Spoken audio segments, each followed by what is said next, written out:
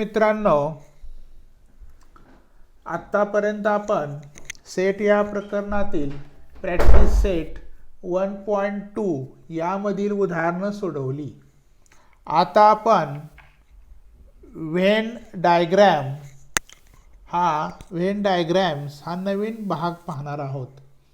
तर या पद्धतीचा शोध जॉन व्हेन या ब्रिटिश लॉजिशियनने लावला, म्हणून याला व्हेन डायग्रॅम असं म्हणायचं.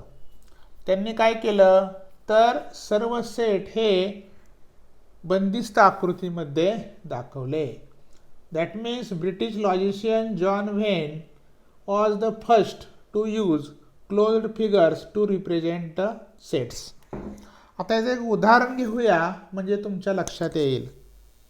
समजा सेट ए घेतला आपण 1 2 3 4 5.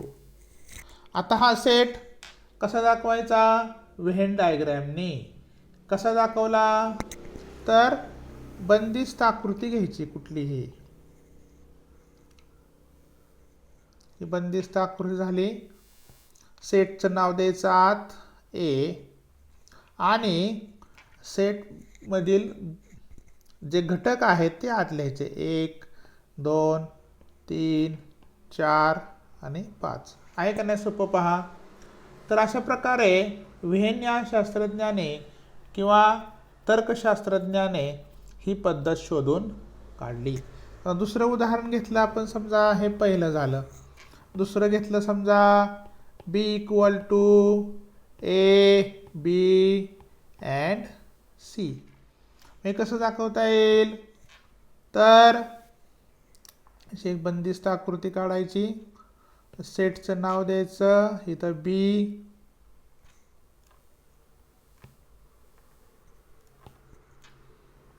आणि यामध्ये a b आणि c असं लिहायचं. तर हा व्हेन डायग्रॅम. तर याचा आपला वारंवार उपयोग करायचा आहे पुढं अभ्यास करताना. तर व्हेन डायग्रॅम म्हणजे तुमच्या लक्षात आला असेल. आता पुढचा पॉईंट घ्यायचा आहे सबसेट. तर सबसेट म्हणजे काय ते पहिल्यांदा समजून घेऊया. सबसेट कोणत्या सेटला सबसेट म्हणायचं? समजा ए सेट आणि बी सेट घेतले. बी सेटमधील सर्व एलिमेंट हे ए सेटमध्ये असतील तर बी सेटला ए सेटचा सबसेट असं म्हणायचं. म्हणजे इंग्लिशमध्ये म्हणायचं म्हटलं तर if A and B are two given sets and every element of set B is also an element of set A, then B is a subset of A. आता B सबसेट ऑफ A हे चिन्हाने कसे दाखवायचं एक उदाहरण घेऊया आपण. समजा A इक्वल टू 1 2 3 4 5 आणि B इक्वल टू 1 3 5. आता पहा बी ले सेटमधील सर्व एलिमेंट ए मध्ये आले. पहा या ठिकाणी हा 1 इथं आहे, हा 3 इथं आहे, 5 इथं आहे. बी मधील सर्व एलिमेंट सेट ए मध्ये आले म्हणून B is a subset of A. म्हणजे set B is subset of set A. म्हणजे set B is subset of set A. आता यामध्ये बी मधील सर्व एलिमेंट ए मध्ये आलेले आहेत. हे चिन्हाने कसं दाखवायचं? B is subset of A. वाचताना कसं व्हायचं? Set B is subset of set A किंवा set B is subset of set A. हे समजा असं लिहिलं. ह्याचं वाचन कसं करायचं? P is subset of Q असं वाचन करायचं. रिकाम्या जागेसाठी विचारतात. पान नंबर 8 वरती येत पाहत्या. पहिला आहे every set is the subset of itself. म्हणजे प्रत्येक संच हा स्वतःचा उपसंच असतो. म्हणजे ए इज सबसेट ऑफ ए, हे लक्षात तुमच्या आलं असेल. म्हणजे उदाहरण घ्यायचं म्हणलं तर ए इक्वल टू 1 2, परत ए इक्वल टू 1 2. पहा ह्या ए मधील सर्व इलेमेंट ह्या ए मध्ये आहेत, किंवा ह्या ए मधील सर्व इलेमेंट यामध्ये आहेत. यावरून काय लक्षात येतं, A is subset of A. दुसरी प्रॉपर्टी आहे की empty set is subset of every set, म्हणजे phi is subset of A. Phi is subset of A. म्हणजे प्रत्येक रिक्त संच हा काय असतो, सर्व संचाचा काय असतो, उपसंच असतो. Empty set is subset of every set. तिसरी आहे if A equal to B, that means A and B are equal sets, then A is subset of B and B is subset of A and B is subset of A. अशा प्रकारे तिसरे property म्हणता येईल. आणि चौथी आहे if A is subset of B, B is subset of A, then A equal to B. अशा प्रकारे शेवटची प्रॉपर्टी आहे. आता यानंतर युनिव्हर्सल सेट.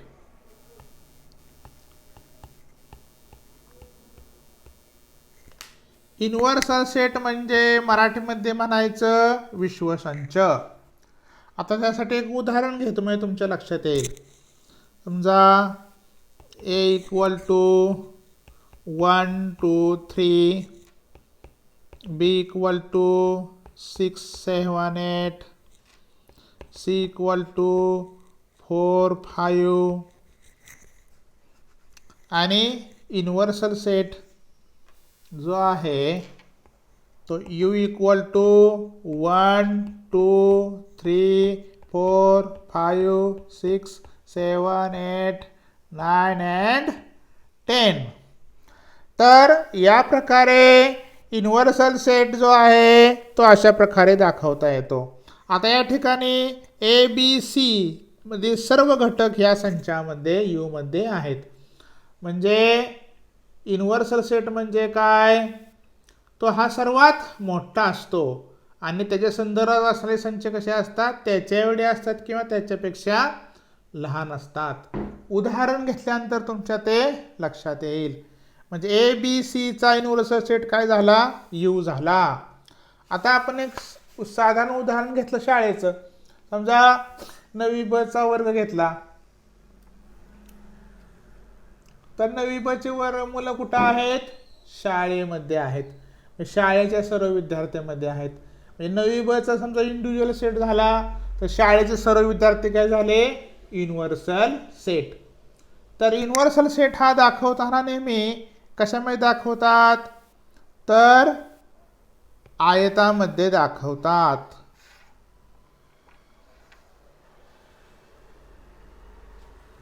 इथं बाहेर येऊ लिहायचं,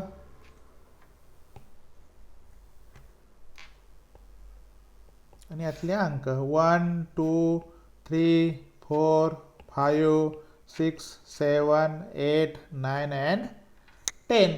अशा प्रकारे युनिव्हर्सल सेट दाखवता येतो.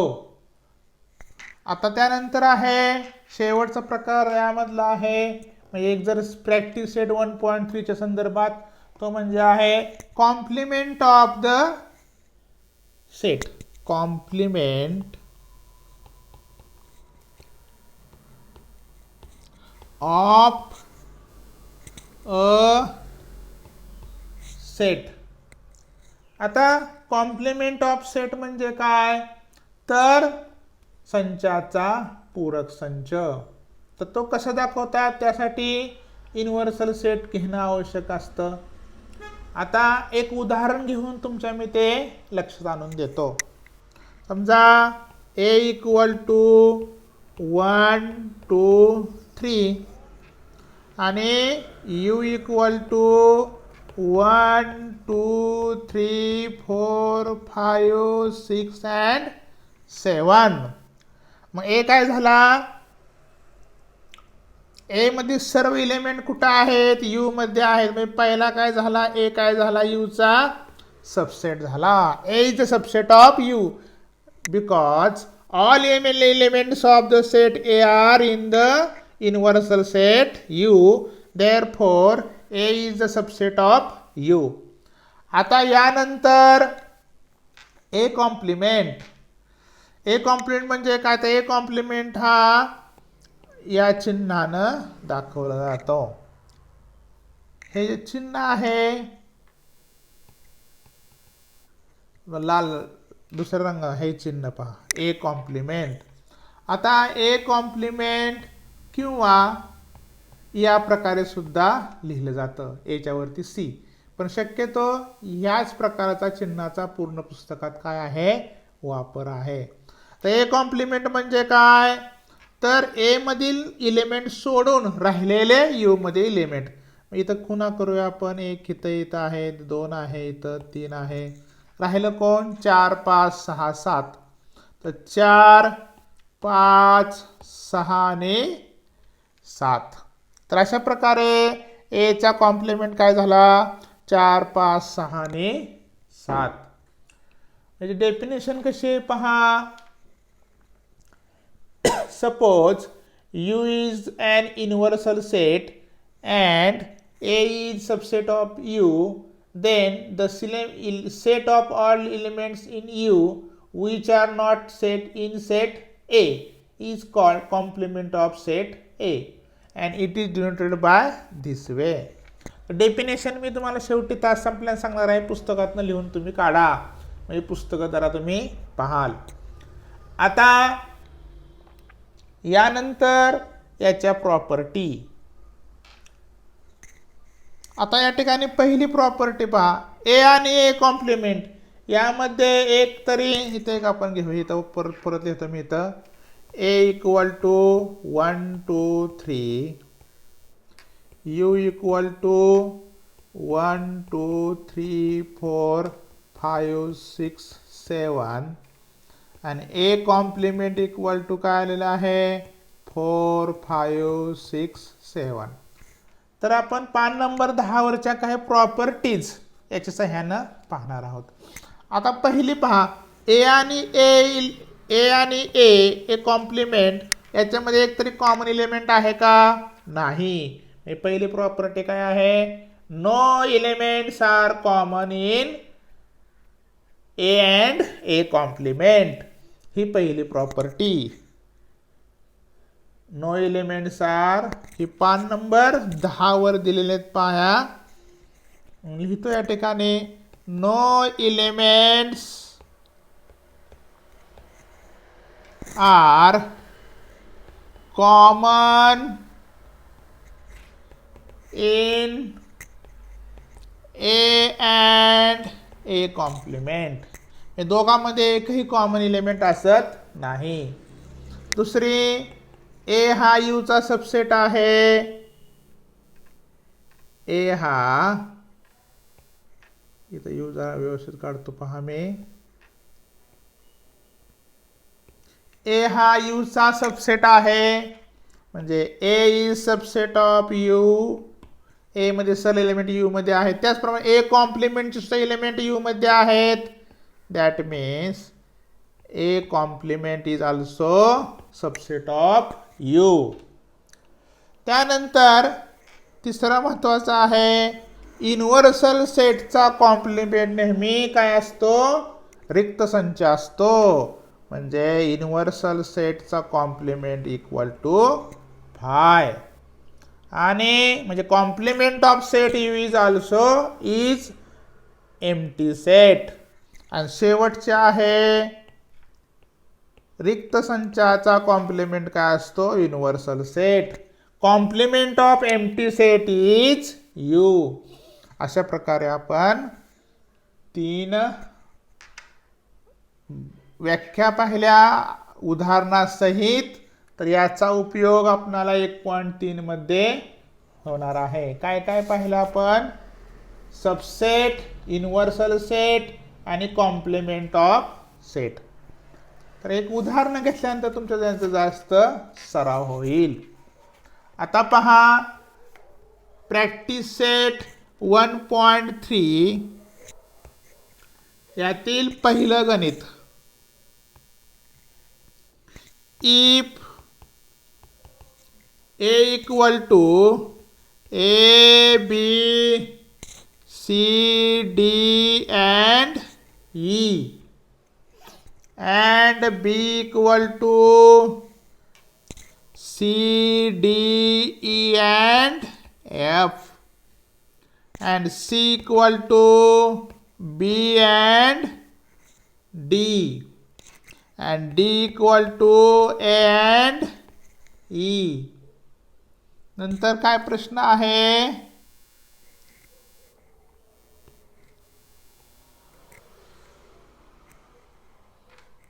प्रश्न काय आहे पहा. Then which of the following statements are true and which are false? कुठली सत्य आहेत आणि कुठली असत्य आहेत? पहिला आहे C सबसेट ऑफ B. आता मला सांगा, C मधले सर्व एलिमेंट B मध्ये आहेत का? नाहीत. पहा या ठिकाणी B इथं आहे का? नाही. D फक्त आहे. B आहे का? नाही. त्यामुळे C मधले सर्व एलिमेंट B मध्ये नाही, त्यामुळे हे काय झालं? फॉल्स. त्यानंतर दुसरं आहे A is subset of D. आता पहा, A मधले सर्व एलिमेंट D मध्ये आहेत का? नाहीत. मुळातच A सेट मोठा आहे. हे तुमच्या लक्षात येईल की A मधले सर्व एलिमेंट D मध्ये नाहीत, त्यामुळे हे सुद्धा काय झालं? फॉल्स. आता तिसरा आहे, तिसरं काय आहे? D the subset of B. आता पहा, D मधले सर्व एलिमेंट B मध्ये आहेत का? नाहीत. A ही D मध्ये आहे. इथं A आहे का? नाही. त्यामुळे हे काय झालं? फॉल्स. तर त्यानंतर चौथा आहे D the subset of A. तर D मधले A मध्ये आहेत का? नाहीत. इथं A आहे, इथं A आहे, इथं E आहे, इथं आहे. सॉरी, म्हणजे इथं A आहे, इथं A आहे, इथं A आहे, इथं A आहे, इथं E आहे, इथं E आहे. D मधले सर्व एलिमेंट A मध्ये आहेत. D subset of A. It is true. त्यानंतर पाचवा आहे B the subset of A. मग B मधले सर्व एलिमेंट A मध्ये आहेत का? पहा, इथं C आहे, इथं C आहे, इथं D आहे, इथं D आहे, इथं E आहे, इथं पण इथं F आहे, इथं F आहे का? नाही. मग त्यामुळे काय झालं? हे फॉल्स. त्यानंतर सहावा आहे C the subset of A. मग C मधले A मध्ये आहेत का? पहा, इथं B आहे, इथं B आहे, इथं D आहे, इथं D आहे, म्हणजे आहेत. म्हणजे हे काय झालं? C मधले सर्व एलिमेंट A मध्ये आहेत, म्हणजे हे काय झालं? ट्रू. अशा प्रकारे सबसेटची उजळणी झाली. तुम्ही परत एकदा ते पहा. आता प्रश्न दुसरा, क्वेश्चन नंबर 2. तो काय आहे? Take the set of natural numbers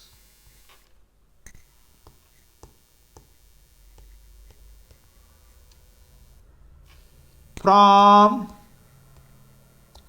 1 to 20 as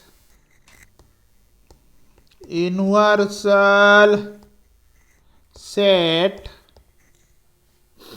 and show set x and y using Venn diagram. म्हणजे u हा काय घ्यायचा 1 ते 20 नैसर्गिक संख्या आणि x आणि y तुम्हाला सेट दिलेले आहेत तर x आणि y तुम्हाला दाखवायचे आहेत. एक उदाहरण घेतल्याने तुमच्या ते लक्षात येईल. पहिला आहे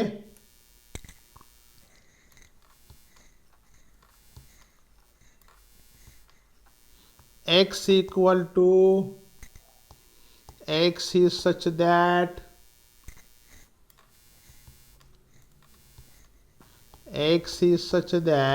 x belongs to n, that is natural numbers, and 7 is less than x is less than 15. 7 पेक्षा लहान 7 हा x पेक्षा लहान आहे, x हा 15 पेक्षा लहान आहे आणि x ही नॅचरल संख्या आहे, नैसर्गिक संख्या आहे. या ठिकाणी पहा म्हटले नॅचरल नंबर्स, त्यामुळे तसंच उदाहरण दिलेलं आहे. हे पहिलं गणित. आता ह्याचा आन्सर पहिल्यांदा x लिहायचा. आता x कसा येईल पहा, तर 7 आणि 15 मधील अंक कोणकोणते आहेत, 8, 9, 10, 11, 12, 13 आणि 14. त्यानंतर युनिव्हर्सल सेट काय आहे,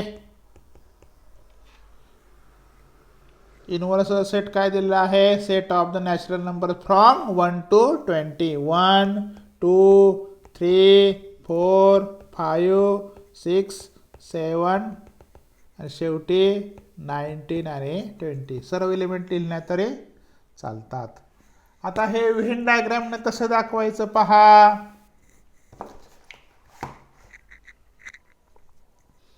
तर युनिव्हर्सल सेट हा नेहमी आयताने दाखवायचा.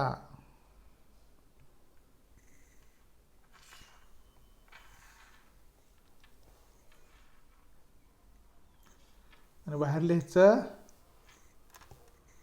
u आणि x सेट हा आत दाखवायचा. इथे लिहायचं x,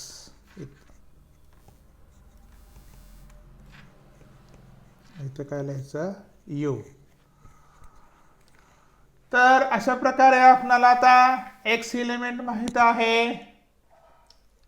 आता x एलिमेंट कुठले आहेत, 8, 9, 10, 11, 12, 13 आणि 14. तर ते x एलिमेंट 8 लिहायचे, राहिले एलिमेंट काय लिहायचे, बाहेर लिहायचे. x एलिमेंट लिहायचे इथं 8, 9, 10, 11, 12, 13 आणि 14. राहिले एलिमेंट कोण कोण राहिलं मग इथं, 1 ते 7 राहिले आणि पुढचे 14च्या पुढचे, म्हणजे इथं लिहायचं. इथं लिहितो पहा आम्ही 1, 2, 3, 4, 5, 6 आणि 7. आणि 14च्या पुढचे कोण कोण आहेत, 15, 16, 17, 18, 19 आणि 20. अशा प्रकारे व्हेन डायग्रामनं तुम्हाला आकृती पाहता येईल किंवा लिहिता येईल. असं पहिलं गणित झालं पहा. समजलं का पहा? हां. तर तुम्हाला आता व्हिडिओ पाहत असताना तुम्हाला लिहायची इच्छा, लिहून घेताना काय करायचं, पॉज करायचं फक्त. ही आकृती पूर्ण झाल्यानंतर तुम्हाला ते लिहून काढता येईल. आता दुसरं आहे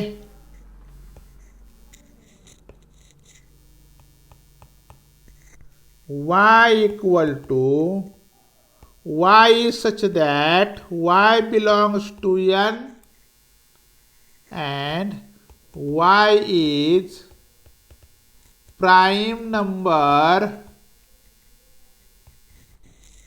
from 1 to 20. as answer. Answer कसं लिहायचं, पहिल्यांदा वाय सेट लिहून घ्यायचा. आता प्राईम नंबर आपण प्रॅक्टिस सेट 1.2 मध्ये 1 मध्ये पाहिलेला आहे. मग Y equal to prime numbers कुठले आहेत, 2 3 5 7 11 13 17 आणि 19. हे काय आहेत, प्राईम नंबर्स आहेत. किती आहेत, 8 आहेत पहा. 2 3 5 7 11 13 17 आणि 19, एकूण 8 आहेत. आता यू सेट माहित आहे, 1 2 3 4 5 6 अप टू 19 and 20. आता व्हेन डायग्रामनं कसं दाखवायचं हे,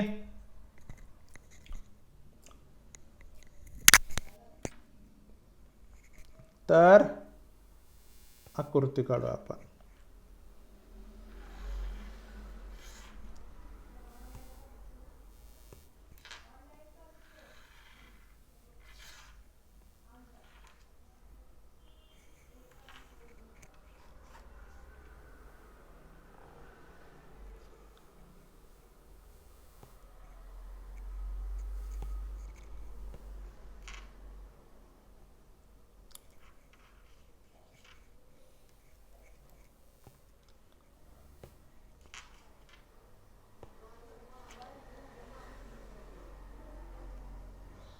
आता इथं वर पार केल्याचं यू लिहायचं. आता या ठिकाणी वाय सेट,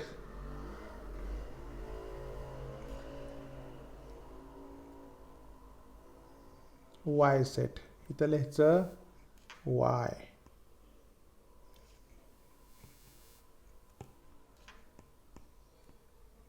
आता वाय सेट मध्ये कोण कोण आहे, 2 3 फेवर लिहायचे फक्त.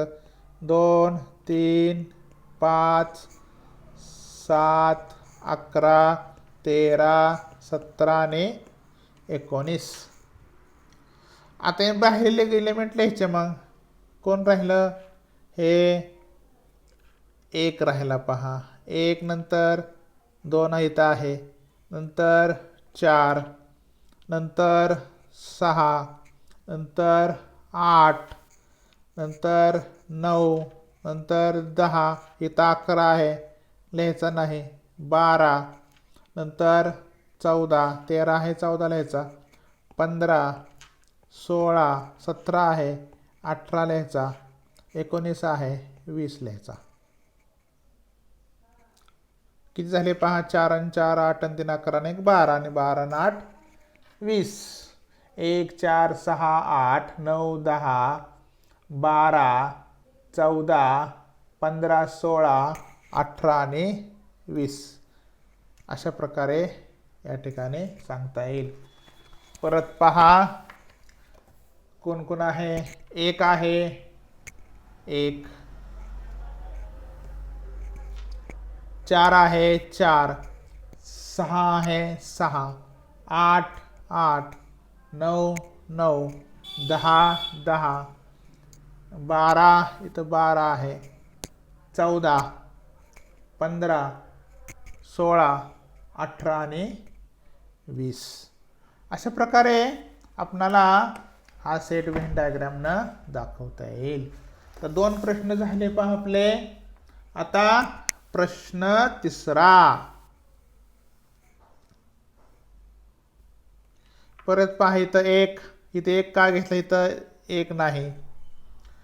2, इथं 2 आहेत, 2 लिहिले नाहीत. तिथं 3 आहेत, 3 लिहिले नाही. 4 इकडे आहेत का वाय सेटमध्ये नाही, म्हणजे 4 लिहिला. जे वाय सेटमध्ये नाहीत आहेत ते सोडून यू मधले लिहायचे. इथं 7 आहे म्हणून 7 लिहिलं नाही. इथं 8 नाही म्हणून 8 लिहिला. 9 नाही म्हणून 9 लिहिला. 10 नाही म्हणून 10 लिहिला.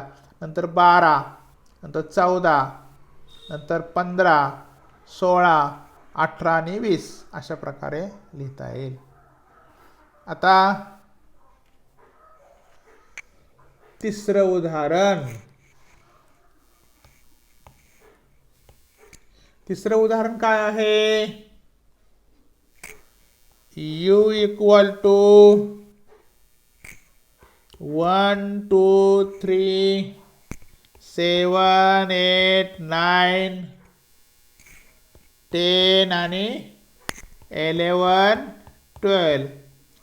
पहा 1 2 3 7 8 9 10 11 आणि 12.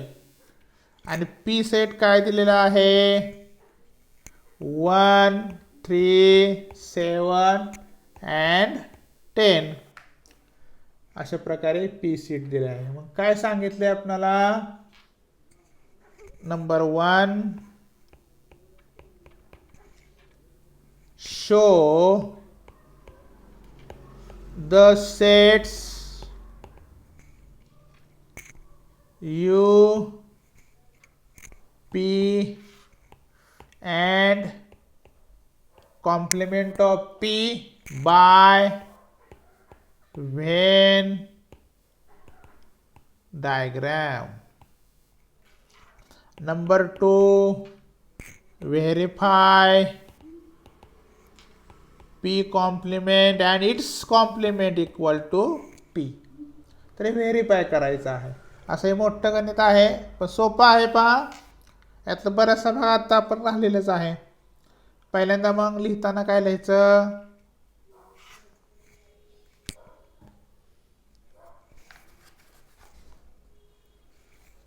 पहिल्यांदा यू लिहून घ्यायचा. Answer u equal to 1 2 3 7 8 9 10 11 and 12.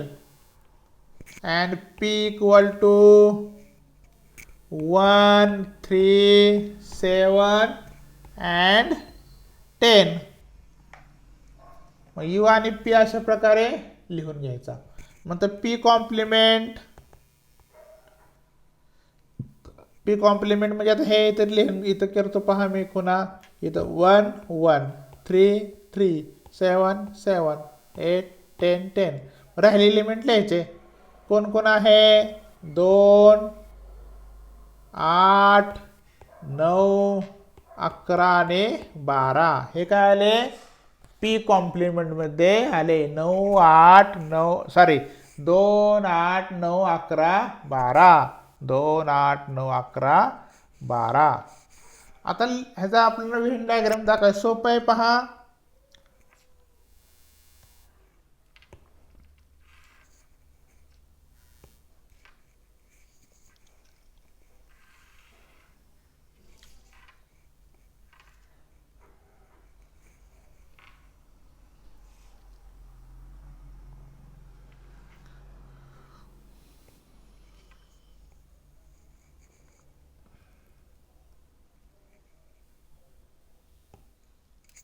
पहिल्यांदा आत काय लिहायचा? P आणि बाहेर काय लिहायचं? P dash. आणि सर्वात बाहेर काय लिहायचं? Inverse set U. आता P मध्ये कॉम्प्लिमेंट लिहायचं. कोण आपलं एलिमेंट लिहायचं? 1 3 7 10. आणि P कॉम्प्लिमेंट मध्ये मग राहिलेलं 2 8 9 11 12. झालं. काय आवड आहे का? अशा प्रकारे हे झालं. पहा पी मध्ये कोण कोण आलं 1 3 7 10 राहिलं कोण राहिलं मग 2 8 9 11 12 अशा प्रकारे पहिला भाग आपला झाला पहा. आता दुसरा प्रश्न काय आहे की व्हेरीफायचं सोपं आहे पहा. आपण लगेच या ठिकाणी सोडवू ते verify P complement and its complement. त्यासाठी परत आपणाला सेट लिहावे लागतील. यू काय आहे 1 2 3 7 8 9 10 11 and 12 and p equal to 1 3 7 and 10. आता p कॉम्प्लिमेंट काढायचा. कसा काढायचा पहा. इथं परत ती मेथड वापरायची म्हणजे चुकत नाही आपलं. इथं 1च्या खाली लिहायचं. इथं 3 आलेले आहेत, इथं 7 आलेलं आहे, इथं 10 आलेलं आहे. राहिले एलिमेंट लिहायचे. कोण राहील इथं 2 8 9 11 आणि 12. आता नंतर पी कॉम्प्लिमेंट काढायचा आहे. पी कॉम्प्लिमेंटचा कॉम्प्लिमेंट. मग ह्या काय करायचं या ठिकाणी तर ह्या पी कॉम्प्लिमेंटमध्ये ह्याच्या खाली खुणा करायच्या पेन्सिलला डबल करायचे. इथं 2 आलेलं आहे, इथं 2 आलेलं आहे, इथं 8 आलेलं आहे, इथं 8 आलेलं आहे, इथं 9 आलेलं आहे, इथं 9 आलेलं आहे, इथं 11 आलेलं आहे, इथं 11 आलेलं आहे, इथं 12 आलेलं आहे 12. मग आता आपण ज्या डबल खुणा केलं त्याच्या राहिलेले एलिमेंट लिहायचं. कोण कोण राहिलं इथं 1 3 7 and 10 राहिले पहा. इथं पहा हे 1 3 7 and 10. मग पहा आता हा आणि पी सेट समान आला का आला. Therefore P complement and its complement equal to itself set. Complement double केले की परत मूळचा सेट मिळतो. अशा प्रकारे दुसरं व्हेरिफिकेशन झालेलं आहे. आता त्यानंतर पुढचा प्रश्न आहे सोपा आहे पहा. a equal to 1 3 2 7 then write any 3 subsets of A. मग आन्सर मग घ्यायचं. आता सबसेट लिहिताना काय ह्यातले कुठलेही 2 एलिमेंट घ्यायचे. सोपा आहे पा. इथं पी नाव देऊया. पी ह्यातला एक घेतला हा झाला सबसेट. क्यू इक्वल टू 1 3 घेतलं कुठलेही सेट घ्यायचा. 2 3 एलिमेंट घ्यायचे. आर इक्वल टू 1 2 7 हा सुद्धा सबसेट झाला. एस इक्वल टू 3 2 हा सुद्धा सबसेट झाला. आणि टी इक्वल टू एखाद्यानं हा लिहिला 1 3 2 7 तो सुद्धा सबसेट झाला. कारण आपण प्रॉपर या ठिकाणी पाहिले पहा.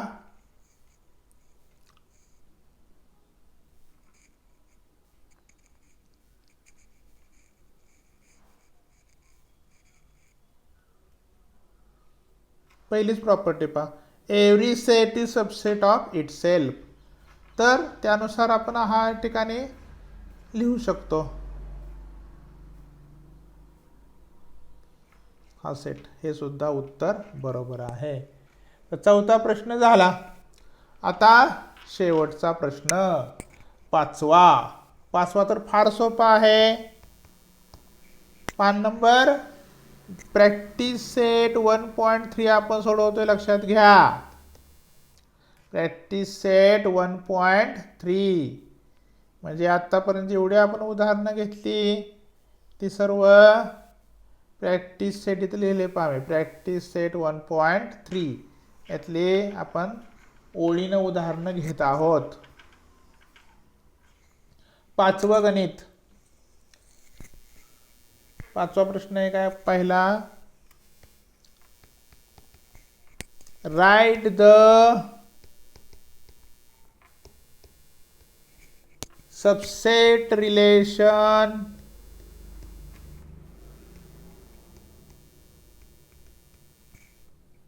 between the sets.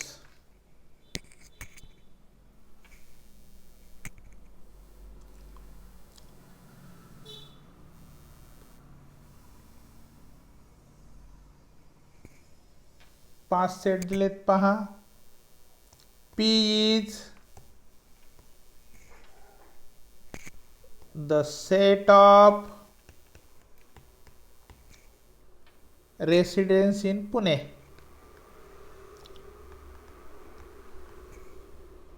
Residents in Pune म्हणजे पुण्यातील रहिवाशांचा संच. आता शॉर्ट मध्ये लिहितो. एम काय सेट आहे? Set of residents in Madhya Pradesh म्हणजे set of residents in Madhya Pradesh. अशा प्रकारे मध्य प्रदेश. आय काय आहे? तर set of residents in Indore. Indore मधले रहिवासी. आणि बी कसा आहे? Set of residents in India. भारतातील रहिवासी. शॉर्ट मध्ये लिहितोय, तुम्ही परत पुस्तकात लिहून काढा चांगल्या प्रकारे. एच काय आहे? Set of residents in Maharashtra. पहिला सेट काय आहे? Set of residents in Pune. पुण्यातील रहिवासी. दुसरा काय आहे? Set of residents in Madhya Pradesh. Madhya Pradesh रहिवासी. आय काय आहे? Set of residents in Indore. Indore मधले रहिवासी. बी म्हणजे काय? Set of residents in India. भारतातील रहिवासी. आणि एच म्हणजे काय आहे? Set of residents in Maharashtra. आता सांगा, आता पी हा सेट जो आहे तो कोणाचा सबसेट होईल? यमचा होईल. काय होईल? यमचा. सॉरी, एचचा होईल. एच आपण महाराष्ट्र घेतलं. एच म्हणजे पहिला काय होईल? P subset of H. त्याचप्रमाणे यम. यम कोणा सबसेट होईल? Set of resident Madhya Pradesh भारताचे. M is subset of B. I. I कुणाचा होईल? इंदोरचे रेसिडेंट्स कशामध्ये आहेत? ते मध्य प्रदेशमध्ये आहेत. I is subset of M. इथं आता पी सबसेट ऑफ एच म्हणजे पी हे महाराष्ट्र पुण्यातले रहिवासी महाराष्ट्राचे काय आहेत? सबसेट झाला. आणि त्याचप्रमाणे पुण्यातले रहिवासी भारतामध्ये सुद्धा येतात म्हणजे P subset of B. M E subset of B म्हणजे मध्य प्रदेशमध्ये सर्व रहिवासी भारतामध्ये येतात. M E subset of B. त्यानंतर आय सबसेट ऑफ एम म्हणजे इंदोरमधले सर्व रहिवासी मध्य प्रदेशमध्ये येतात. त्याचप्रमाणे इंदोरमधले रहिवासी भारतामध्ये सुद्धा येतात. I subset of B. त्यानंतर एच. एच हा कुणा सबसेट होईल? इंडियाचा म्हणजे एच इज सबसेट ऑफ बी. तर अशा प्रकारे एवढे सबसेट तुम्हाला रिलेशन लिहिता येईल. तर याची उत्तर जरा व्यवस्थित लिहून काढा. अशा प्रकारे 1.3 मी सोडवलेला आहे. आता तुम्हाला काम सांगतो म्हणजे जेणेकरून तुम्ही पुस्तक उचकटाल. पुस्तकात शोधून व्याख्या लिहायचा. काय लिहायची व्याख्या? डिफाईन द फॉलोइंग म्हणजे खालील टर्मच्या व्याख्या लिहायच्या. Following terms. Number 1 subset. ते पान नंबर कितीवर आहे? 7 वरती आहे. सबसेट ते शोधायचं तुम्ही. नंतर दुसरं आहे, दुसरी महत्वाची आहे complement of subset. Complement of set. ती किती पान नंबर वरती आहे? 10 वरती आहे. तुम्हाला पान नंबर सांगतोय. आणि आता युनिव्हर्सल सेटची काय डेफिनेशन जास्त कोण विचारत नाही, ती पण शोधून लिहा. तुम्हाला पान नंबर पण शोधा. अशा प्रकारे डेफिनेशन लिहून काढा. प्रॉब्लेम प्रॅक्टिस सेट 1.3 सोडवा. आणि 6वा प्रश्न जो आहे तो आव्हानात्मक आहे. तर तुम्हाला सांगतो की नवीन पॅटर्नमध्ये 10वीच्या प्रश्नपत्रिकेमध्ये एक प्रश्न बाहेरचा असतो. तर मुद्दाम ते मी तुम्हाला सोडवून देत नाही. सोपं आहे ते उदाहरण. तुम्ही प्रयत्न करा. आपण शाळा सुरू झाल्यानंतर ते वर्गात सोडवून घेऊ. तर अशा प्रकारे प्रॅक्टिस सेट 1.3 पूर्ण झालेला आहे. तर अशा प्रकारे सेट्सवरचा आपला दुसरा तास पूर्ण झालेला आहे. तुम्ही अभ्यास करा. वारंवार व्हिडिओ पहा. तुमची कुठलीही शंका राहणार नाही. इतक्या हळू पद्धतीनं मी घेतलेलं आहे. सर्व उदाहरणं घेतलेली आहेत. आता ह्या प्रकरणात काय राहिलं आपलं पहा. Intersection of 2 sets, union of 2 sets, disjoint sets 3 व्याख्या आणि एक फॉर्म्युला आहे, 4 पॉईंट आणि 3 गणित. ते पुढल्या तासाला आपले होतील. तर अभ्यास करा चांगल्या प्रकारे. घराबाहेर फिरू नका. स्वतःची काळजी घ्या. स्वतःला जपा. अभ्यासात वेळ घालवा. आणि अशा प्रकारे 9वीचा अभ्यास करून 10वीचा पाया मजबूत करा. सर्वांना अभ्यासासाठी शुभेच्छा.